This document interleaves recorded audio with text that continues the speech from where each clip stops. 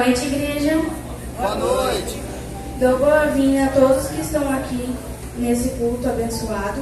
Gostaria de estar pedindo o irmão Marcelo para estar orando para iniciar o culto. Por favor, feche os olhos.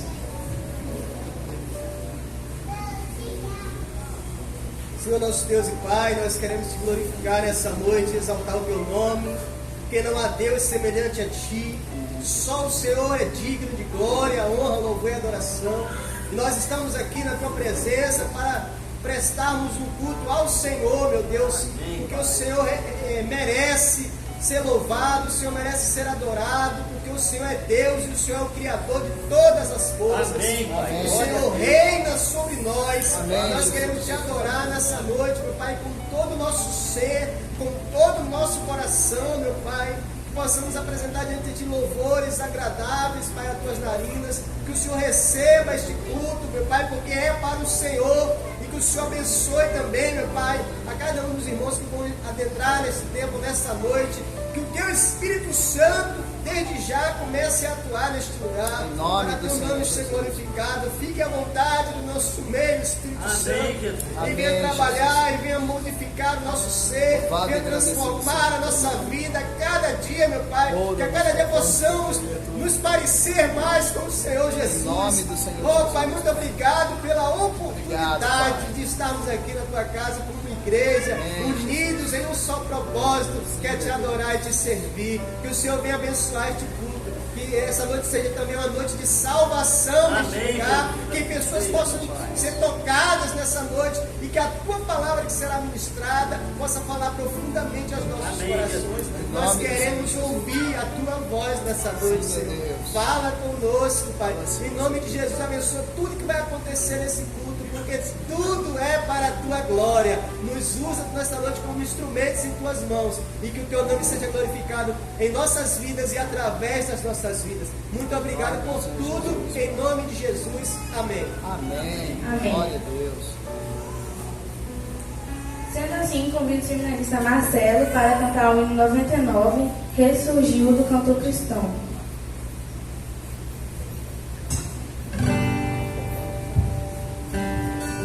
Som.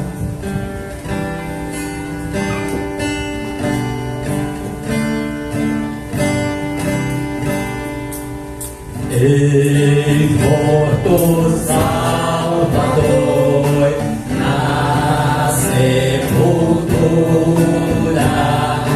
mas com poder e glória ressuscitou. A sepultura saiu, com triunfo e glória ressurgiu. Ressurgiu, vencendo a morte, o seu poder pode agora todos vida conceder. Ressurgiu, ressurgiu, aleluia, ressurgiu.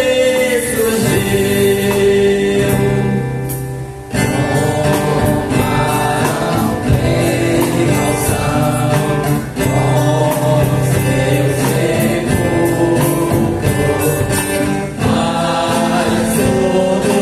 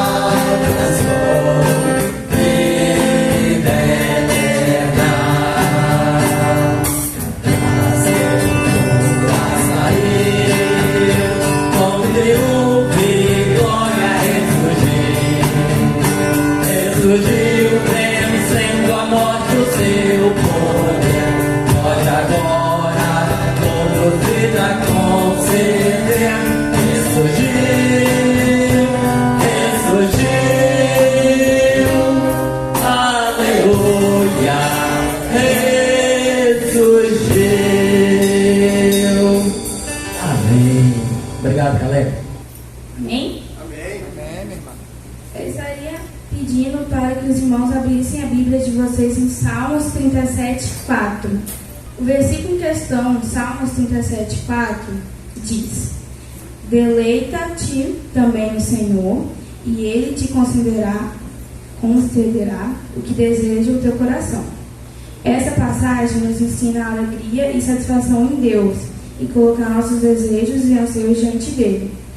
Quando buscamos uma relação íntima com Deus e alinhamos nossos desejos com a vontade dele, ele nos concede as bênçãos que são adequadas para nós. É um lembrete para confiar em Deus e buscar sua vontade em todas as áreas de nossas vidas. Amém? Amém. Gostaria de estar chamando o ministério de louvor. Salve a igreja da paz do Senhor Jesus. Amém? Amém. Louvado seja o nome do Senhor. Por mais um domingo podemos estar na casa do Senhor para adorar e exaltar o nome dEle. Eu convido a igreja para se colocar de pé nesta hora. E nesse momento, você que veio, você que está aqui, você veio para prestar um culto racional ao nosso Deus. Nós viemos aqui para isso. Mas isso verdadeiramente acontece quando o nosso coração é quebrantado diante da presença dele. Verdade. Quando o nosso coração é verdadeiramente rendido à presença desse Deus. Porque as suas necessidades ele já conhece. Antes de você estar aqui, ele já conhece o que você precisa. Ele já conhece o que eu preciso. Mas ele deseja que nos quebrantemos em tua presença, para que possamos ser cheios da tua vontade. Não só as vestes sejam rasgadas, mas que possamos rasgar o nosso coração em tua presença nesta hora. Amém. Amém? Amém.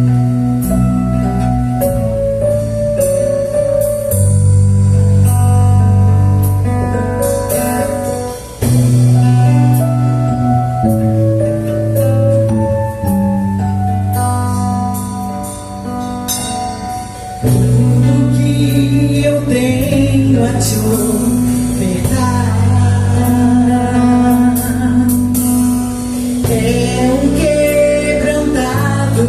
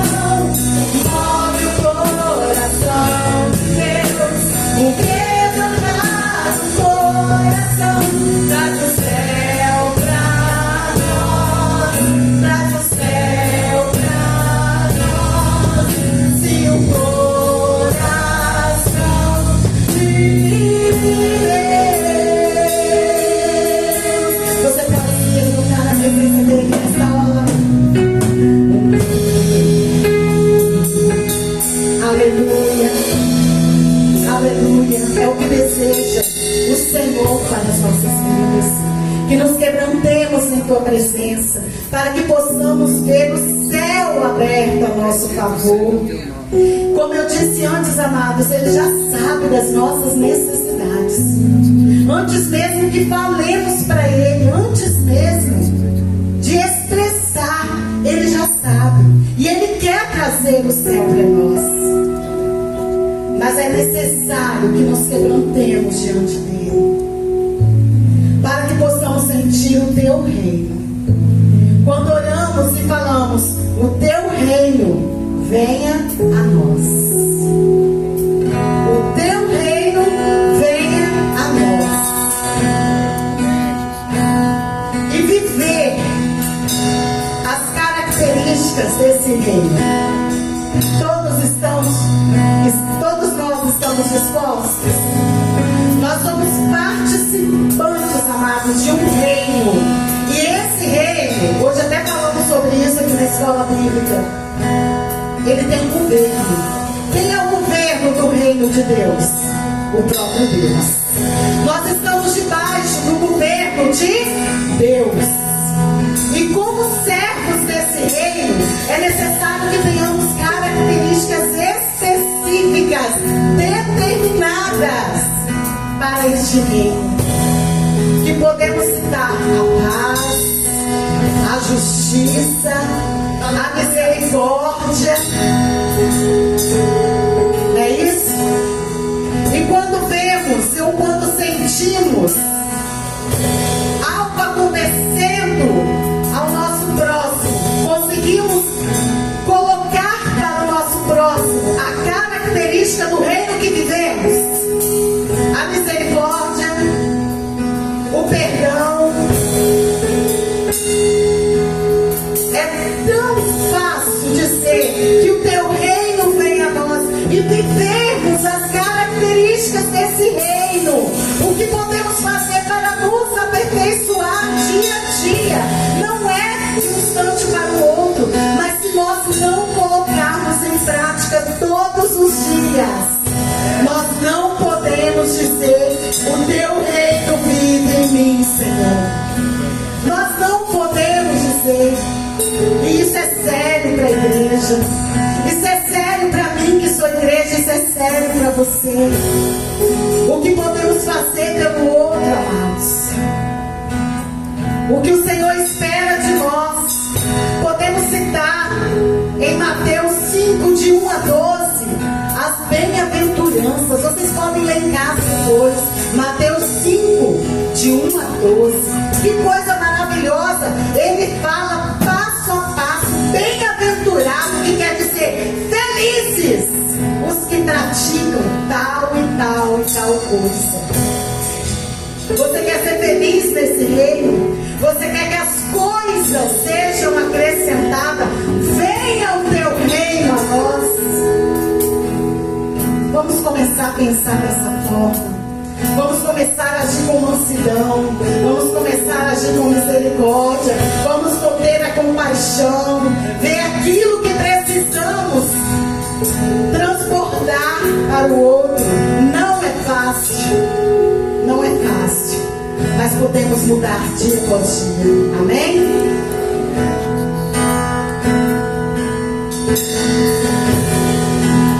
Aleluia, Senhor. Se abalam, os povos se curvam, as bocas se abrem, as mãos se levantam, para dizer que Tu és o Rei.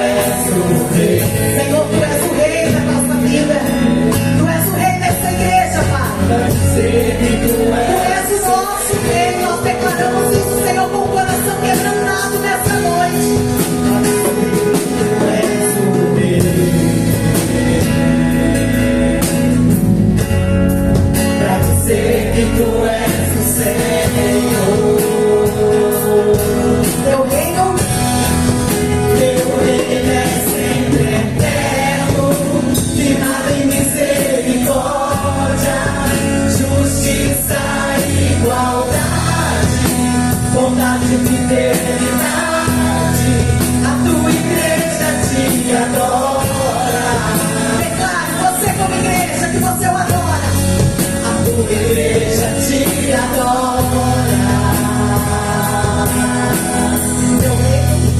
Teu reino é sempre eterno, firmado em misericórdia, justiça e igualdade, bondade e fidelidade. A tua igreja te adora. A tua igreja te adora. Declare. Os reinos se abalam, os povos se curvam, as bocas se abrem, as mãos se levam. Pra quê? Pra dizer que tu és o rei. Sim, Deus, tu és o rei. Pra dizer que tu és o Senhor.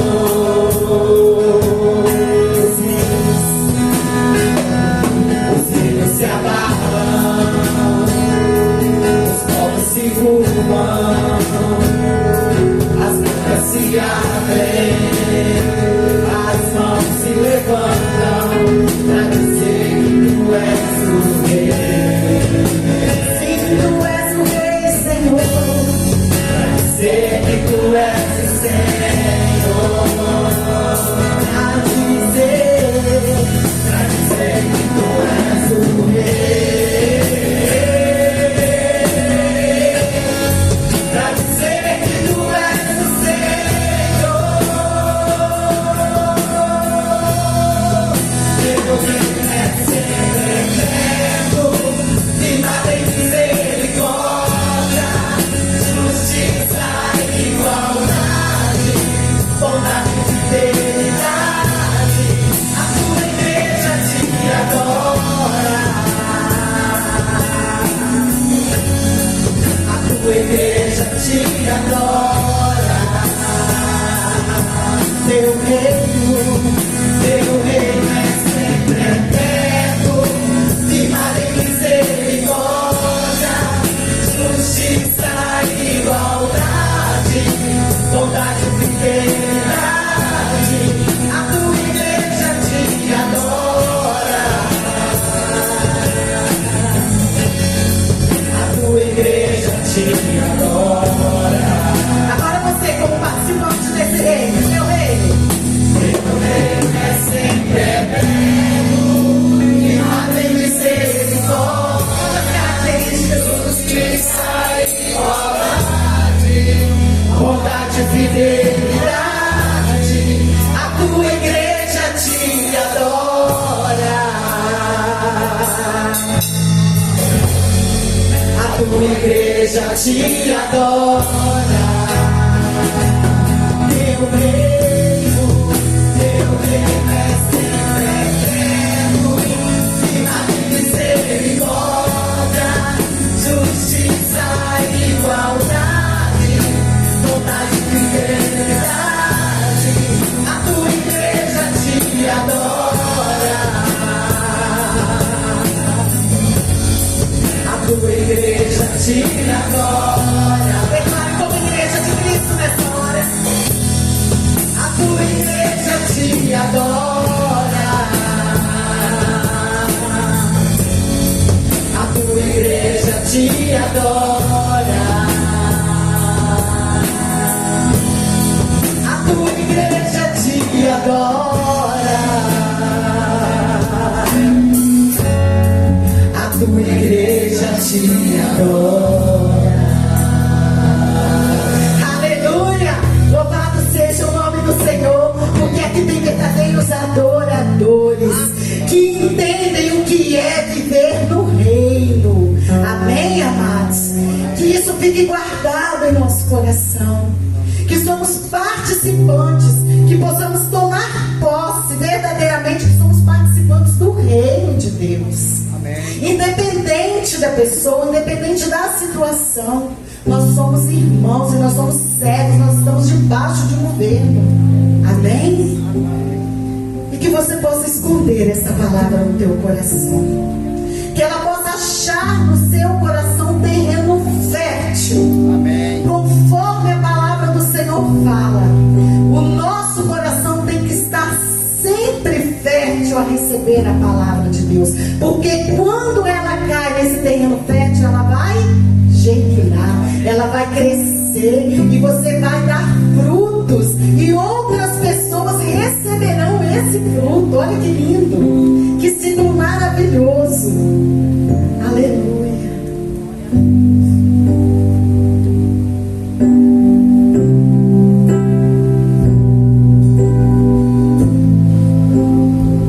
Você que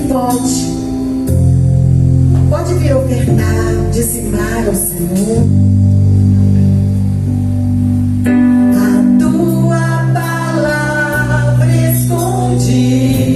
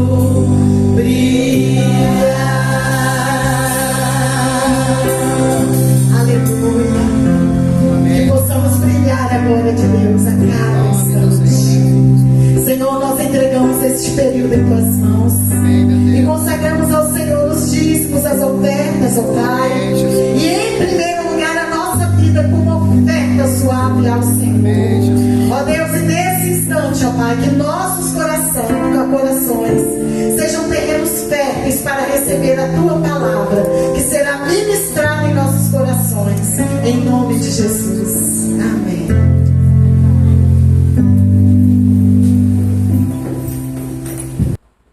Amém, amém. A paz seja com cada um de vocês, meus irmãos.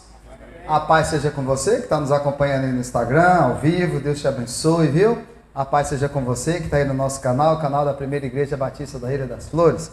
É uma alegria realmente toda semana chegar aí na sua casa. Espero que você já tenha sido muito abençoado nessa primeira parte do culto, porque eu já fui. Essa semana inteira eu fiquei louvando esse hino e lembrando do Diácono Edmar. Lembrando cantei esse na semana toda. Os povos se abalam. Eita, que música abençoada. Amados irmãos, hoje, depois de um mês de conferência que tivemos, né? Aqui, tremendo, o Senhor falou profundamente aos nossos corações acerca do... A paz seja contigo, tudo bem, meu irmão, minha irmã? Olha só. Neste exato momento da mensagem, o microfone descarregou e aí nós perdemos o áudio. E aí eu perdi uma parte do vídeo.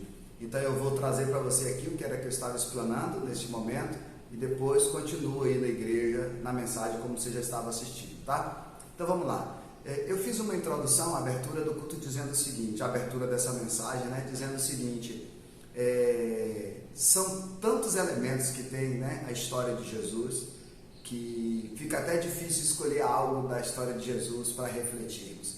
Porque tudo que vem de Jesus é bom para nós. Tudo que vem de Jesus nos trazem grandes aprendizagens. E nesta mensagem nós vamos ver 10 fatos, 10 coisas que aconteceram depois da morte de Jesus. E esses 10 acontecimentos são tremendos. E o primeiro desses acontecimentos é que a terra escureceu. Houve trevas sobre a terra. Olha o que diz o texto de Mateus capítulo 27, versículo 45, diz assim: E houve trevas sobre toda a terra, do meio-dia até as 3 horas da tarde. Meu irmão, minha irmã, olha que coisa tremenda. Já aconteceu com você de você estar num dia de sol quente, de muito calor, como está fazendo agora, nesses últimos dias, e de repente a terra escurecer completamente? Nós já ficamos tão assustados quando a gente está num dia de sol quente e de repente o tempo fica nublado, o dia fica mais escuro. Imagina você, se você está num sol escaldante de meio-dia e de repente ficar como se fosse uma noite. Foi exatamente o que aconteceu no dia de Jesus. A terra escureceu, foi um breu total. E esse acontecimento, ele foi o cumprimento de uma palavra do profeta Amós. Olha o que diz Amós, capítulo 8, versículo 9. Diz assim: Naquele dia, declara o Senhor, o soberano, farei o sol se pôr ao meio-dia, e em plena luz do dia escurecerá a terra. Viu? Palavra do profeta Amós, profetizando acerca deste dia que iria chegar lá na frente, muito tempo depois. E foi exatamente na hora da crucificação de Jesus, perto ali de tudo ser consumado. O sol se fechou, a noite veio e toda a terra ficou escura, ficou em trevas. Isso é um fenômeno sobrenatural que só aconteceu na crucificação de Jesus. Não foi uma crucificação comum, porque a crucificação era uma morte comum naquela época para os romanos. Os romanos sempre estavam crucificando alguém ali, da mesma forma que foi com Jesus, né? Mas a crucificação de Jesus foi completamente diferente. Neste episódio também aconteceu outra coisa interessante. Olha o que diz Mateus capítulo 27, versículo 46. Por volta das 3 horas da tarde, aí o sol estava, raiando, meio-dia deu-se trevas, até as 3 da tarde, não foi? Então, quando deu 3 horas da tarde, Jesus bradou em alta voz: Eloi, Eloi, lama sabachthani, que traduzindo quer dizer: meu Deus, por que me abandonaste?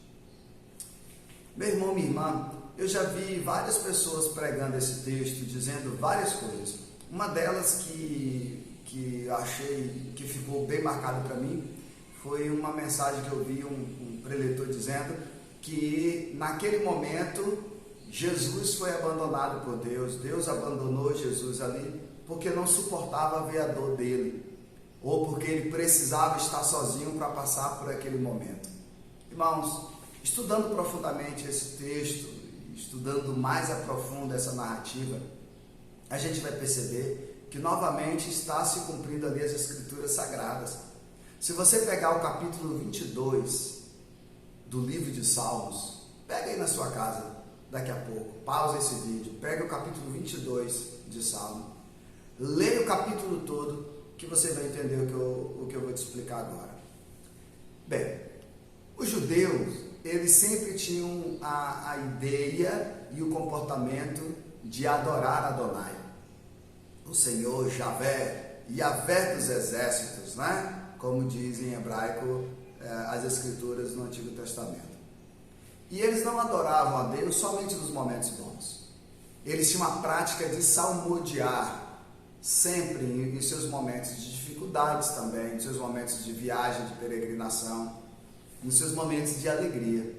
Por exemplo, quando um grupo de judeus estava se locomovendo de um lugar para o outro, eles usavam o salmo de peregrinação.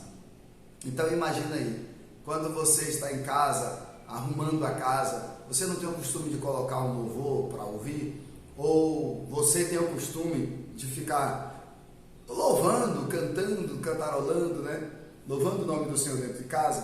Por que você faz isso? Para que você faça com mais prazer aquilo que você está fazendo e o tempo passe mais rápido, não é isso? Pois é, o salmo de peregrinação era a mesma coisa. Quando um judeu estava viajando, eles iam salmodiando, proverbiando pelo meio do caminho, para que a viagem se tornasse mais prazerosa, para que a viagem se tornasse mais curta, que eles viajavam muito a pé. Então imagine aí alguém dizendo: o Senhor é o meu pastor, o outro respondendo lá de trás: e nada me faltará, o outro ali na frente: deitar-me faz por verdes pastos, guia-me mansamente por águas tranquilas. E assim era a forma de salmodiar, louvando a Deus. Aí, no momento que Jesus grita: Eloi, Eloi, lama sabachthani, ele está recitando o Salmo 22.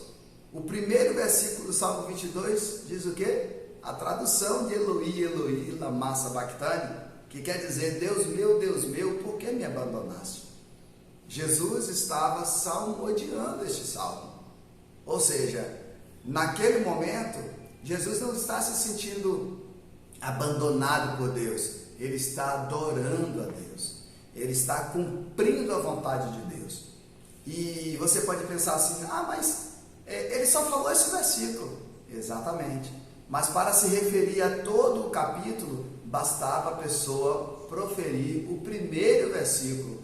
Se você dissesse um versículo de um capítulo do Salmo, você estava se referindo a todo o Salmo.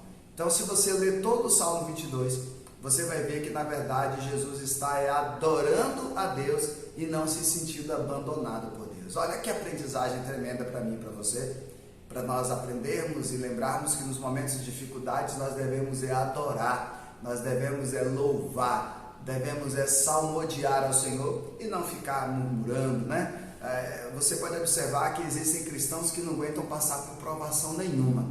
Existem cristãos que qualquer coisa que passa já começam a ficar desesperado, pedindo oração a um, pedindo oração a outro, entrando em campanha A, em campanha B, porque só está acostumado a ter vitórias da parte de Deus. Só está acostumado a orar e Deus responder as suas orações.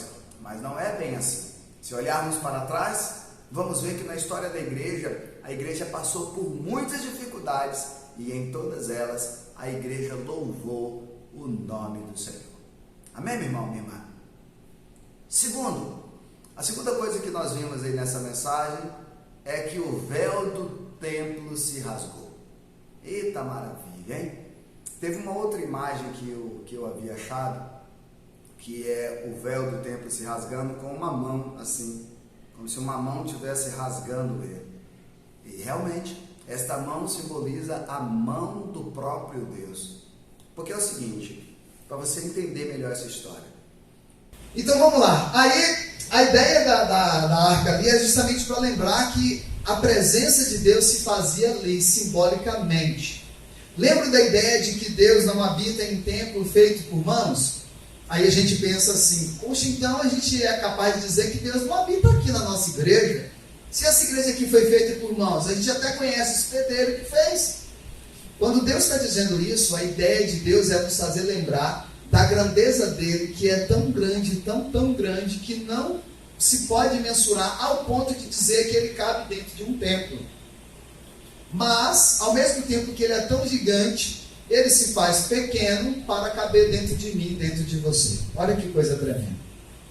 E o pior de tudo, ou o mais interessante de tudo, é que para entrar na presença de Deus, o lugar precisava ser santo, puro.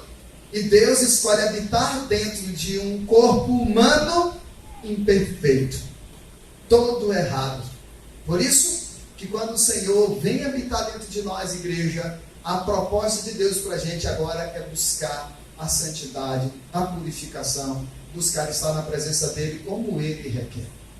Por isso, quando o véu se rasga ali, em Mateus 27:51 diz, naquele momento que Jesus deu brado lá no Gólgota, olha só, Jesus estava lá no Gólgota, Jesus deu brado lá, cá no templo, em Jerusalém, o véu do santuário rasgou-se em duas partes, do alto até embaixo, simbolizando aí a ideia de que Deus está tirando essa ideia de que para se achegar a Ele, é necessário se achegar a uma outra pessoa. Agora Deus está dizendo, você onde estiver, pode se achegar diretamente para mim. É ou não é um grande privilégio isso? Para vocês terem ideia disso, irmãos, é só vocês pensarem assim. Imagine-se para falar com Deus, se para orar ao Senhor, fazer um pedido de oração, algo do tipo. Todos vocês aqui tivessem que marcar um gabinete comigo, para virem aqui, eu botar toda uma roupa sacerdotal e subir aqui nesse altar, e aqui no altar tem uma cortina em que só eu pudesse entrar, nem os seminaristas poderiam. Aí vocês iam depender do meu diálogo com Deus lá, e dependendo da resposta que Deus desse, pronto, Deus, quando rasgou o véu, Ele deixou o alcance direto para você. Agora vocês não precisam de nenhum intermediador, a não ser o Messias Jesus. Aleluia! Glória a Deus por isso. Tranquilo? 3. O evento 3, depois da morte de Jesus, é que a terra tremeu e as rochas se dividiram. De vez em quando a gente vê aí acontecendo nos Estados Unidos, já vimos no Japão e em outros países, terremotos acabarem com tudo. Quem mora nos Estados Unidos sempre passa por isso, né? Terremoto vai lá, os tsunami, aqueles furacões, e devastam toda a cidade. No dia da morte de Jesus, isso aconteceu lá na Palestina. A terra tremeu, o chão se abriu, as rochas se partiram, e ali aconteceu um evento tremendo. Olha o que diz, Mateus 27:51. A terra tremeu e as rochas se partiram para todos os lados. Sabe o que é tremendo nessa história, gente? A morte por crucificação é famosa para mim e para você por causa de Jesus. Mas a morte por crucificação era antiga. Não foi inventada para matar Jesus. A morte por crucificação já existia. Era uma prática romana chamada na época a mais cruel de tortura até fazer uma pessoa morrer. Primeiro, a pessoa era sentenciada à morte. Sendo sentenciada, ela já apanhava com uma beleza ali, era chicoteada ali antes da crucificação. Segundo, ela era obrigada a carregar o instrumento que iria matá-la até o lugar onde ela morreria. E terceiro, ela era colocada ali, e com aqueles pregos, martelos, era crucificada na presença de todo mundo. Moral da história: ninguém queria casar com um parente de alguém que morreu crucificado. Ninguém queria ser amiga da irmã do homem que mataram crucificado. Pelo contrário, tornava-se vergonha, e a maioria dos familiares se mudavam até da cidade por causa da vergonha da crucificação de um parente. Ser filho de um homem que morreu por crucificação era trazer vergonha para sua casa. Ser esposa do marido que morreu crucificado era trazer vergonha para si, vergonha para o seu clã ali, e por isso a maioria das vezes eles fugiam, porque ficava ali sem moral. As pessoas ficavam olhando atravessado para aquelas pessoas. A morte por crucificação ela era terrível e comum. Alguns historiadores dizem que ela era uma prática desenvolvida lá desde a época de Nínive, que foi sendo aperfeiçoada, e os romanos aperfeiçoaram a este ponto da pessoa morrer ali. Se vocês pegarem alguns aspectos para refletir, uma pessoa por crucificação não morre rápido, morre lentamente, porque o prego fura a pessoa ali, né, estando crucificada, e ela começa a perder sangue, começa a sentir uma dor terrível, insuportável, por conta, né, da transpassagem ali do prego, tanto nos dedos da carne, quanto no osso, e a pessoa fica pendurada por aqueles pregos. E aí a dor, a perda de sangue, a tortura que já sofreu, vai fazendo com que o tétano e todas as outras coisas, o tétano e todas as outras questões que vai se desenvolvendo, leve a pessoa a falecer ali de uma forma dolorosa, lenta e sem nenhum parente poder fazer nada. Foi o que aconteceu com o Mestre Jesus. Um quarto evento que aconteceu no dia da morte de Jesus, que também é tremendo, foi o abalo dos túmulos. Os túmulos se abalaram e abriram. Olha o que diz o texto em Mateus capítulo 27, versículos 52 e 53. Os sepulcros se abriram, e os corpos de muitos santos que tinham morrido foram ressuscitados. E saindo dos sepulcros, depois da ressurreição de Jesus, entraram na cidade santa e apareceram a muitos que estavam ali. Esse evento é interessante, e é um dos que eu mais tenho curiosidade. Acho que é uma das primeiras coisas que eu vou perguntar ao Senhor. Somente Mateus fala desse assunto. Marcos não falou, Lucas não falou, João não falou. Por que só Mateus falou disso e os outros não? Um fato tão importante, tão significativo. Irmãos, tem noção do que é pessoas terem parentes que morreram com um ano, com meses, com dias alguns? E no dia da crucificação de Jesus, Jesus dá aquele brado lá, o véu se rasga lá, a terra se abala, se abre o chão, os túmulos se abrem e as pessoas ressuscitam e entram em Jerusalém. E os parentes viram essas pessoas. Eu fico querendo saber mais dessa história. E aí achei interessante que um dia desse eu estava assistindo, eu liguei a televisão, ou passei na casa de alguém, nem me lembro, e eu vi, passando na novela de Jesus, da Record, essa cena, quem acompanha a novela aí sabe, né? Das pessoas entrando dentro da cidade, e as pessoas, tipo como está ali, né, na ilustração que escolhi para vocês, as pessoas pasmas, que todo mundo sabia que essas pessoas tinham morrido. Como que essas pessoas estão aí? Bem, nós não temos nenhuma história, não temos nenhum registro do que é que se sucedeu com essas pessoas. Se elas continuaram ali, como é que foi voltar para suas famílias? Não temos nenhum evento dizendo que elas subiram com Jesus quando Jesus voltou. Não temos nada, mas nós temos a opção de perguntar diretamente com ele quando encontrarmos. Senhor, e aquele pessoal que Mateus contou, que ressuscitou, como é que foi? Eu queria saber mais. É uma das coisinhas que está na minha caderneta, Jonas, para perguntar diretamente ao Senhor. Muito bem, mas o que é interessante o quinto ponto que nos deixa também de orelha em pé, é que o centurião romano reconheceu quem realmente Jesus era, e reconheceu também a inocência do Senhor. Por que é importante um centurião fazer isso? Em alguns dos outros dizem que o centurião e os soldados. Mateus fala que o centurião reconheceu. E o interessante é que um deles fala que reconheceu que ele era inocente, mas todos os outros dizem que ele reconheceu que Jesus era o Filho de Deus. Glória a Deus por isso. Ah, pastor, reconheceu tarde, não? Reconheceu já tendo feito tudo aquilo. Mas nessa imagem aí, nessa ilustração, está claro que aquele homem, o centurião, que era responsável por 100 soldados, caiu em si do que tinha feito. Só que tem um parênteses que eu queria observar com você. Por que o centurião vai sentir muito isso? Porque os centuriões e os soldados estavam presentes na hora da condenação de Jesus. A condenação de Jesus ela foi feita de forma injusta.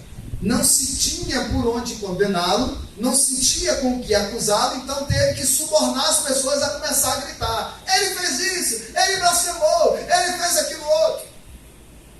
E aí, Pilatos, não vendo motivo para crucificar Jesus, ainda queria livrar Jesus, queria soltar o mestre, e aí eles começaram a instigar o pessoal a gritar para que soltasse Barrabás. O centurião assistiu tudo isso. O centurião viu que era tudo armação. Mas, como era um problema dos judeus, eu sou romano, estou aqui, soldado mandado, não tem crime. Na hora que Jesus dá o brado, a terra se escurece, balança, começa as fendas da terra ali se abrir. Ele olhou para Jesus e disse: verdadeiramente, tira o capacete, este homem era realmente o Filho de Deus. Alguns estudiosos dizem que este homem se converteu, mas os evangelistas nenhum narram essa história.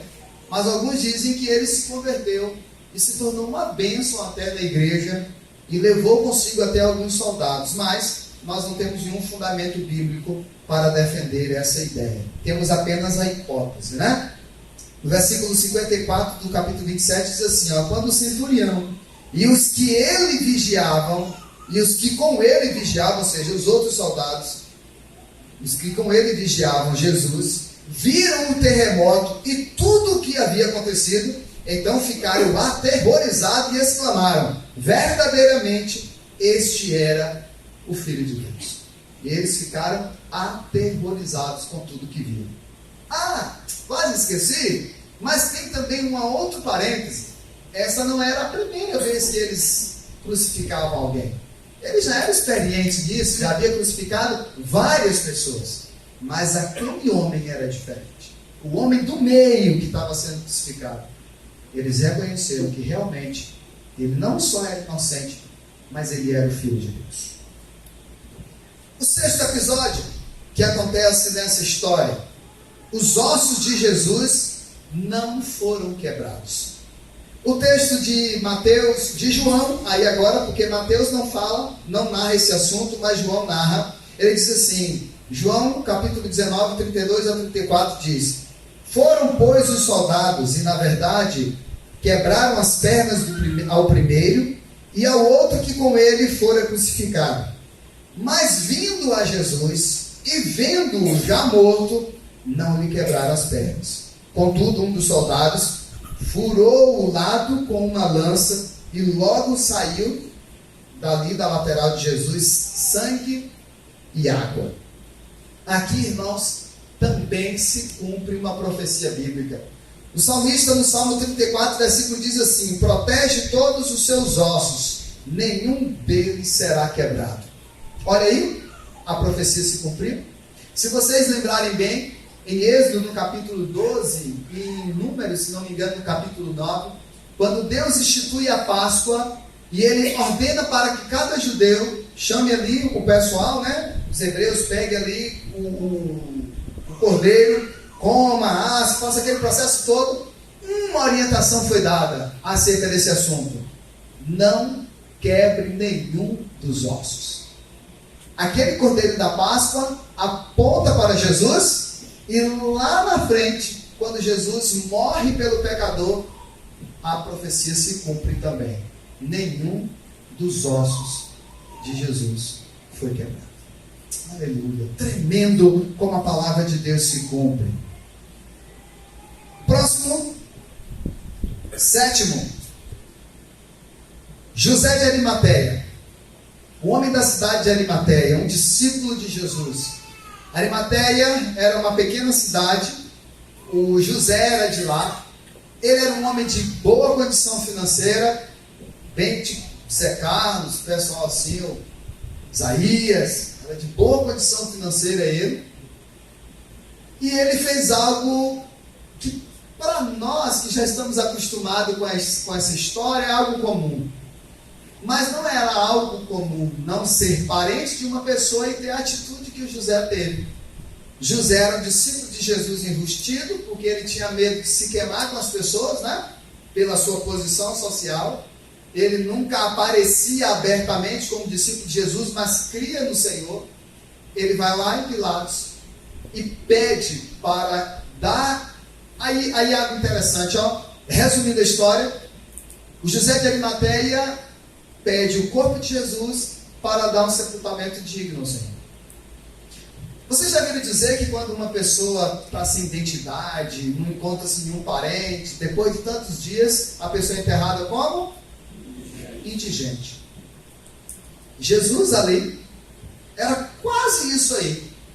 Porque Jesus tinha a parentela, mas Jesus foi crucificado, foi morto por crucificação, a forma de morte mais vergonhosa da sua época. Olha só. E este homem, rico como era, quis dar a Jesus, sabendo quem ele era, um enterro digno. Neste momento da história, os irmãos devem saber muito bem que Maria já era viúva, José, o esposo de Maria, já tinha falecido. E Jesus era ali a espécie do homem da casa. Maria talvez não tivesse condições de pagar o sepultamento como Jesus merecesse. Então, levanta-se José de Arimateia. E José de Arimateia, junto com as mulheres ali, preparam o corpo de Jesus. E naquele momento ali que eles fazem aquela preparação aromática, o corpo de Jesus ali, eles vão, e a Bíblia diz que eles mandam rolar uma pedra muito grande na frente do sepulcro, e Jesus é sepultado ali, e o enterro digno é dado ao Senhor Jesus. Está vendo? Essa é a cena aí das mulheres ajudando na preparação. Muito bem. E aí, a mais famosa de todas, 8. Jesus ressuscitou. Glória a Deus. Aleluia. Jesus ressuscitou. Chega domingo, de manhã, bem de manhã, embora o céu sereno, porta do sepulcro se abre, Jesus sai, vence a morte e só fica ali os panos. Um outro episódio interessante é que nessa história toda aí, as mulheres são as primeiras a encontrarem o Senhor Jesus ressurreto. São elas que vão lá, são elas as primeiras a ir lá para ver como era que estava, para prantear, como fizeram lá com o Lázaro. Elas foram lá para prantear Jesus e de repente o sepulcro estava aberto e eles começam a lembrar de que Jesus disse que iria ressuscitar no terceiro dia. E elas voltam correndo para encontrar com os discípulos. E aqui tem um texto interessante em Marcos. Somente Marcos fala isso e é profundo. Eu já trouxe até uma mensagem com esse tema. O anjo diz assim: olha, vá e conte para os discípulos e a Pedro que ele ressuscitou. Por que esse e a Pedro? Se Pedro é era um dos discípulos. Por que o anjo enfatizou e conte aos discípulos e a Pedro? Bem, irmãos, é fácil de a gente responder essa pergunta. Vocês lembram exatamente como era que o discípulo Pedro estava nessa história, nesse ato aí da história? Terceiro dia, a consciência ainda pesada, ele se sentindo culpado, achando que ele poderia ter feito mais. Ele puxou a espada, tentou defender para Jesus não ser preso, ele não conseguiu, porque o próprio Jesus repreendeu ele. Aí ele tem a oportunidade de repente defender Jesus, mas quando alguém reconhece ele, ele jura que não conhece. Ele disse para a pessoa que a pessoa está confundindo ele com alguém. Depois ele tem outra oportunidade de defender Jesus, vendo o mestre ali, ó, à distância dele, tomando tapa, apanhando, sendo zombado. Ele tem a chance pela segunda vez e ele nega de novo. Ele tem a terceira chance e ele nega outra vez. E então acontece a famosa cena do choro amargo de Pedro. Pois é, Pedro está com a consciência pesada ainda desses acontecimentos. E exatamente por isso ele está lá todo choroso. E o anjo diz: diga aos discípulos e a Pedro que ele ressuscitou. Quando a notícia chega, irmãos, essa história é linda. Pedro e João saem desesperados, correndo para o templo, para o sepulcro. Quando a notícia chega que o mestre ressuscitou, Pedro está doido para encontrar ele, para pedir perdão. O Pedro não vê a hora disso acontecer. E é interessante que parece que ele tinha um pouco de menos preparo do que João, porque João conseguiu ganhar a frente dele, mas quando chegou no túmulo, João parou e ele, do jeito que veio, entrou e viu que Jesus não estava mais ali e ficou ansioso para ver Jesus. Mas as mulheres, sim, irmãos, foram as primeiras a saberem da ideia da ressurreição. E o 10º e último fato que separei para vocês dessa história é que Jesus ainda ficou 40 dias na terra depois de ressurreto. Atos no capítulo 1, versículo 3, quando o Lucas está ali fazendo a introdução para Teófilo, ele diz: depois do seu sofrimento, Jesus apresentou-se a eles e deu-lhes muitas provas indiscutíveis de que estava vivo. Apareceu-lhe por um período de 40 dias, falando-lhe acerca do reino de Deus. Jesus ainda ficou 40 dias na terra. E nesses 40 dias na terra, o que Jesus faz? Jesus fortalece a igreja. Jesus libera o perdão para Pedro. Lembra do dia que Pedro vai pescar e não pesca nada? Jesus vai lá, restaura ele. Eu já preguei essa mensagem aqui que eu nunca esqueço. O perdão restaurador que só Jesus dá. Ele perdoa Pedro. Ele vai lá, envia o Espírito Santo depois, né? Mas ele organiza a igreja, fortalece eles. E então acontece essa linda cena aí de Jesus subindo, a ascensão de Jesus, Jesus voltando para a glória celestial. E aí, meus queridos, eu separei uma imagem para vocês interessante. Nessa próxima imagem, nós temos aí o nascimento de Jesus. Observa que nesse nascimento de Jesus, Jesus está ali pequenininho. Ali estão os pastores, Maria, José. Estava naquela festa, né? O cumprimento do que o anjo disse, tudo aconteceu. Fiquei grávida, agora estou tendo esse filho aqui. E aqui já tiveram as Marias, aqui a Maria Milena, já teve a Maria Melry, já representaram. E vimos que essa cena realmente é linda. 33 anos depois, acontece isso aqui. Já tinha parado para pensar nessa cena assim? As meninas que estão vivenciando isso, a maternidade aí agora, está ali Vivi com Ravi, está ali Karine e João com o Noah, assim como Maria teve com Jesus. 33 anos depois, a mesma Maria, passando talvez em um flashback na sua cabeça, olhando para aquele filho dela prometido, escorrendo sangue ali, sem ela poder fazer nada. Tem coisa pior para a mãe e pai? Ver o sofrimento de um filho sem poder fazer nada. É só você pensar no seu filho doente.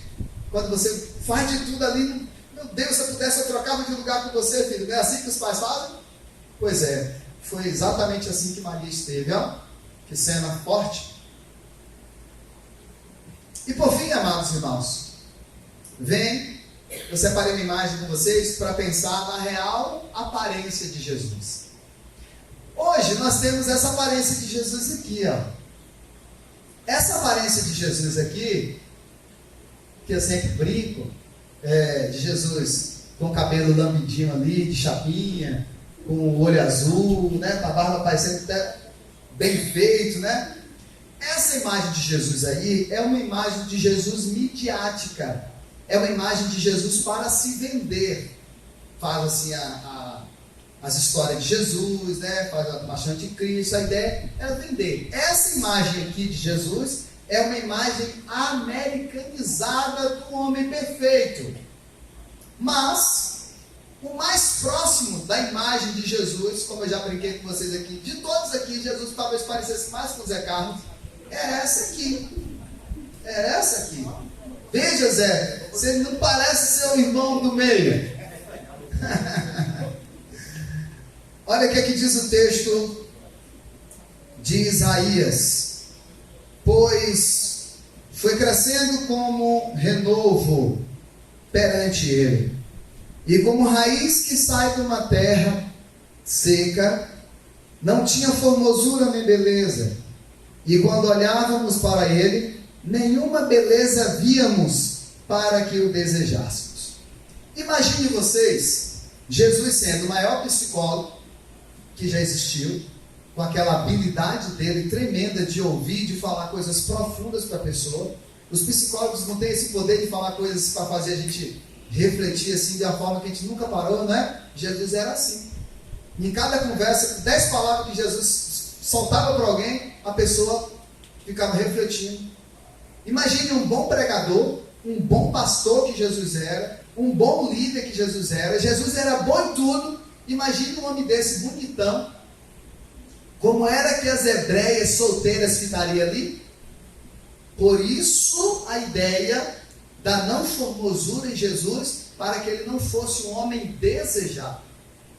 Já sendo Jesus sem formosura, como diz Isaías aqui, ainda tem tantas teorias loucas que Jesus depois casou com Maria Madalena e teve não sei quantos filhos. Sabiam essas loucuras, não já? Imagine se, portanto, meus irmãos, esta é a próxima aparência de Jesus, é o mais próximo da aparência de Jesus, e não essa imagem aí americanizada do cabelo de chapinha. Para finalizar essa mensagem, quero fazer a aplicação. E aí tem 5 pontos que eu queria ver com vocês. Primeiro ponto, a primeira pergunta que a gente faz é essa aqui, ó. O que é que nós aprendemos com isso tudo? O que é que você aprende com isso tudo que eu falei aqui? Temos que aprender alguma coisa? Eu separei 5 coisas para vocês. A primeira, e assim a gente fecha a mensagem. Primeiro, cada evento da morte de Jesus tem uma aprendizagem para nós. Todos eles. O brado de Jesus nos mostra e nos ensina que nós, no meio das nossas dificuldades, podemos bradar sim ao Senhor. Mas em meio a todo sofrimento, é possível glorificar o nome dele. Amém, meus irmãos? Vocês já viram aqueles cristãos que não aguentam passar uma provinha assim, como diz os pentecostais? Né? Se vocês não conhecem aquelas pessoas que só sabem ter vitória com Deus, só sabem estar na pegada ali quando está tudo bem, está tudo certo, alguma coisinha deu errada, corre para o culto de oração naquele desespero e começa a pedir oração para tudo quanto é igreja, né? Cristãos que não sabem passar dificuldades. Precisamos voltar no primeiro século e olhar para a igreja de Jesus.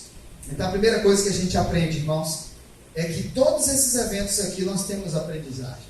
Do brado, nós aprendemos ali no rasgo, né, da cortina ali. Nós aprendemos com os fenômenos da natureza que aconteceram, que até a natureza reagiu à morte de Jesus, os animais reagiram à morte de Jesus, toda a natureza foi impactada com a morte do Salvador. Nós aprendemos isso. Segunda aprendizagem: tudo que aconteceu com Jesus, desde o seu nascimento até a sua morte, já estava tudo profetizado, como vimos aqui, por Amós, por Isaías, por Moisés, por Jeremias, por todos os profetas do Antigo Testamento. Todos eles profetizaram que todas essas coisas ruins aqui infelizmente, iriam acontecer com Jesus e era necessário acontecer. Terceira coisa que a gente aprende com isso tudo é que Jesus sabia de tudo isso. Olha só que interessante. Jesus teve a vida dele profetizada por todos os profetas. Ponto. Vai acontecer isso, isso e isso. Ele sabia que isso ia acontecer. E mesmo assim, ele veio, morreu e nos amou até o fim. Realmente você faria isso por alguém? Você faria isso sabendo exatamente como você ia sofrer, o que iria acontecer com você, meu irmão, minha irmã? Jesus, mesmo sabendo que tudo isso ia acontecer, ele nos amou, perdoou e até o último momento de vida ele esteve fiel no propósito de morrer pelo pecador. Quarto ponto que nós aprendemos: ao ressuscitar, Jesus provou para os seus discípulos tudo o que ele havia dito de si mesmo. Ele tinha dito que iria morrer, que iria sofrer, que iria ressuscitar, mas ele provou para eles que ele era Deus. Ele provou que ele era o Cristo, que ele era o prometido. Ele mostrou para todos os seus discípulos que tudo que ele falou de si mesmo era verdade.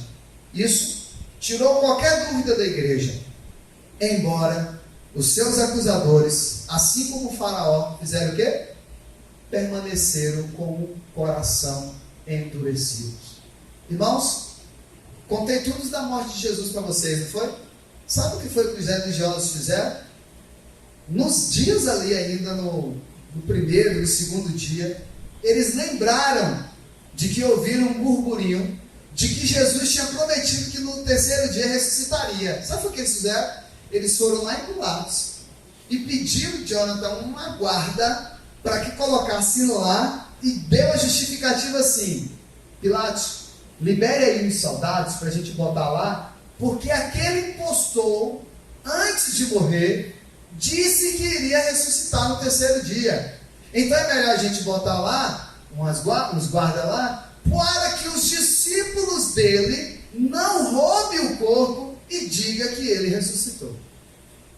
Até o último momento eles continuaram com o coração endurecido, como fez o faraó.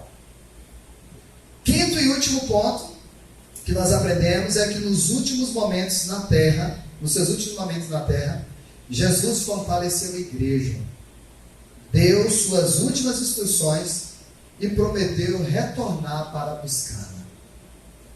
Jesus subindo, últimas falas de Jesus foi fique em Jerusalém, até que do alto vocês sejam revestidos do poder. Foi falando, façam discípulos de todas as nações, batizando em nome do Pai, do Filho e do Espírito Santo, e subiu. Quando ele subiu, que os discípulos ficaram atônitos olhando, meu Deus, e agora como é que será?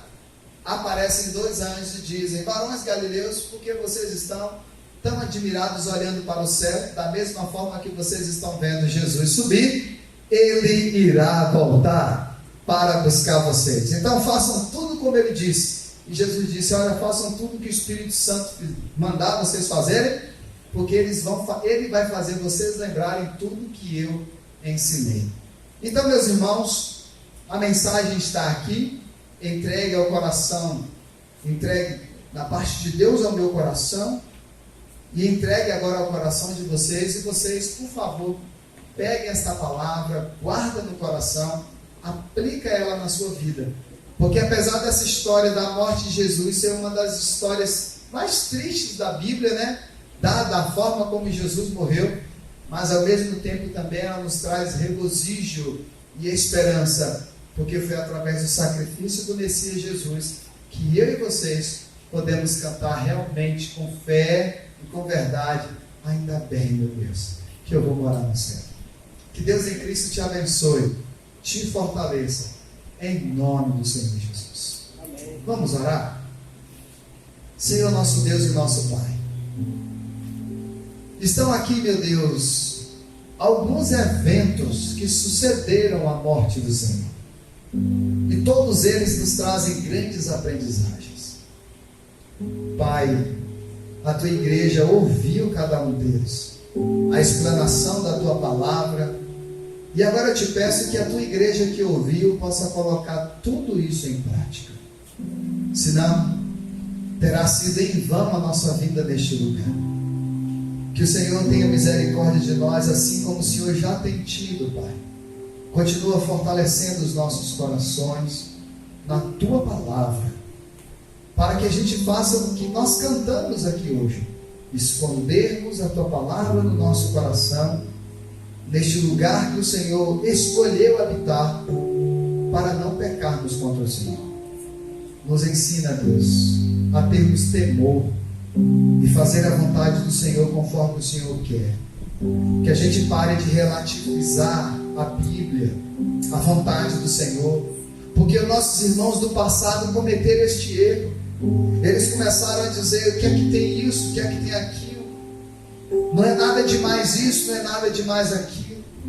Oh Deus, quantas vezes a tua igreja tem feito isso também, meu Pai? Tem misericórdia de nós. Toca em nossos corações através do teu Espírito Santo, Pai, para que tenhamos desejo de ser santos, separados para o Senhor e para a tua obra. Fortalece cada uma dessas ovelhas que está aqui nessa noite, meu Deus. Em nome do Senhor Jesus, eu te imploro. Imploro ao Senhor, nos ajuda, para que fiquemos firmes até a volta do Senhor. Assim eu te oro, eu te louvo, te exalto e te agradeço, em nome de Jesus. Amém. Amém. Quero dar apenas 2 avisos, irmãos. O Leonardo pediu para lembrar os irmãos que vieram no encontro de uma classe especial que ele se colocou para estar fazendo estudo com os irmãos, está nos ajudando.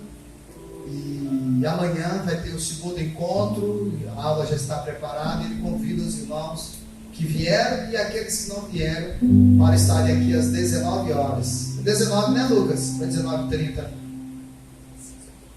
19, né? Às 19 horas, aqui mesmo no templo, tá bom? E o segundo aviso é que hoje, nessa noite de calor, você tem a oportunidade de não ir para canto nenhum tomar açaí, tomar sorvete, comer pizza, nada. A não ser que você faça as duas coisas. Mas hoje nós temos aqui uma cantina cheia de sorvete delicioso e barato, para poder a gente ajudar aí na obra, na missão, e cumprirmos aí o propósito que nós temos estabelecido aqui na igreja, tá bom? No mais, boa semana para todos vocês, que a palavra do Senhor sustente cada um em nome de Jesus. Coloque sua mão assim no seu coração, ó.